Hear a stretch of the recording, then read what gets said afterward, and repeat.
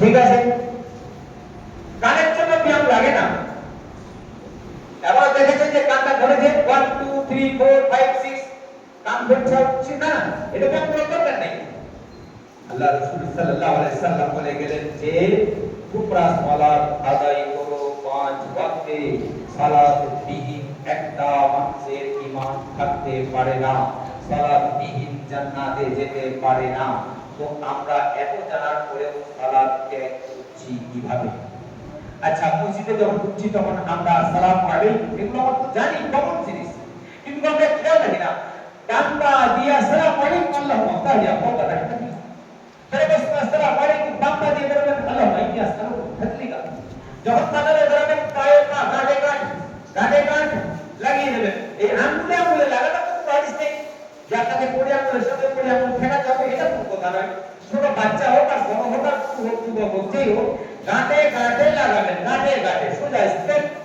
হ্যাঁ, যখন নামাজে আপনি দাঁড়াবেন দেখবেন দুই দিক লক্ষ্য রেখে ঠিক পাতাগুলো ঠিক হয়েছে কিনা, নামাজের বিভিন্ন অংশ রয়েছে, তারপর নামাজের বিভিন্ন দোয়াগুলো রয়েছে, দোয়া সানা থেকে নিয়ে সূরা ফাতিহা থেকে নিয়ে আত্তাহিয়াত থেকে নিয়ে তাশাহুদ থেকে নিয়ে আপনি যতগুলো দোয়া করবেন এই দোয়াগুলো আপনাকে জানা দরকার। কোনো মাইয়েত হয়ে গেল, মাইয়েতের জন্য আপনি তার মাটি দিতে যাবেন, জানাজায় যাবেন, জানাজার দোয়াটা আপনাকে শেখানো দরকার। লাস্টে কথা বলি, আপনার টাইম হয়ে গেল, যে আপনার শেষ কথা বলছি যে আপনাদের ছেলেগুলো যারা রয়েছে বাড়িতে, এই ছেলেগুলোকে আপনারা সঙ্গে করে নিয়ে আসবেন নামাজের জন্য।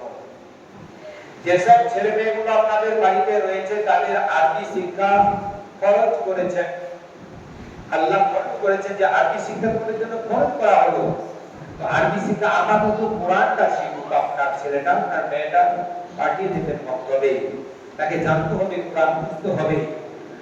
আর আপনার বাড়িতে যে যুবক ছেলেটা, যে আপনার সাবালক ছেলেটা দিনরাত করে বেড়াচ্ছে, তাকে নামাজের জন্য আপনি তালিম দেন, তাকে বাড়িতে নিয়ে আসুন, আপনি নিজে সালাত আদায় করুন, নিজে নামাজ পড়ুন, আপনার ছেলেটাকে নিয়ে আসুন। ওমা আলাইনা ইল্লাল বালাগ। ইন্নাল্লাহা ওয়া মালাইকাতাহু ইউসাল্লুনা আলান নাবিয়্যি ইয়া আইয়ুহাল্লাযীনা আমানু সাল্লু আলাইহি ওয়া সাল্লিমু তাসলিমা। اللهم صل على محمد وعلى ال محمد كما صليت على ابراهيم وعلى ال ابراهيم انك حميد مجيد. ربنا تقبل منا انك انت السميع العليم وتب علينا انك انت التواب الرحيم. سبحان ربك رب العزة عما يصفون وسلام على المرسلين والحمد لله رب العالمين.